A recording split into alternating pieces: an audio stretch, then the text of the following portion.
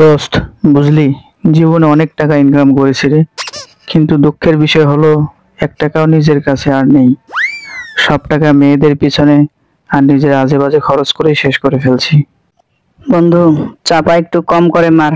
বুঝলি, তুই যে কেমন তা আমি ভালো করেই জানি। হয়তো তুই সবার সামনে চাপা মারতে পারিস, কিন্তু আমার সামনে ভুলেও চাপা মারিস না। দোস্ত, আমার দুঃখ আর কে বুঝবে রে? আমার কথা সবাই চাপা মনে করে।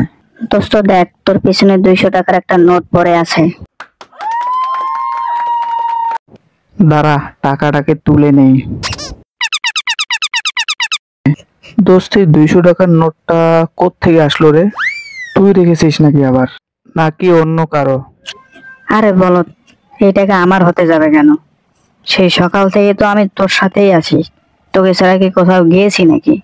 টাকাটা দিয়ে কি করা যায় বলতো? দোস্ত, আমার কাছে একটা আইডিয়া আছে। চল, আমরা 400 টাকা দিয়ে একটা মাইক ভাড়া করে মাইকিং শুরু করে দেই। আরে তুই তো দেখি আরেক বলত।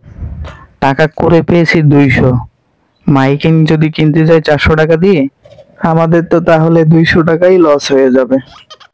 আশেপাশে তো কোথাও মসজিদও দেখতে পাচ্ছি না। মসজিদ থাকলেও তো না হয় সেখানে দান করে দেওয়া যেত। টাকাটা কুড়ে পেয়ে মনে হয় বিপদেই পড়ে গেলাম রে দোস্ত। দোস্ত চল, একটা কাজ করি। টাকাটা নিয়ে আমরা সামনের দিকে হাঁটতে থাকি। আশেপাশে কোথাও যদি ফকির মিসকিন দেখতে পাই, তাহলে তাদেরকে না হয় 200 টাকা দান করে দেব।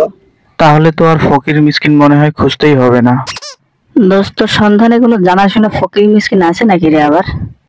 দোস্ত, আমি তো নিজে একটা বড় ফকির রে, তাহলে তুই ফকির খুঁজতে যাবে কেন? তাহলে তুই এত চাপা কেন মারিস যে তুই বড় লোক এটা সেটা? দোস্ত, একটু একটু মারি আর কি, বুঝলি।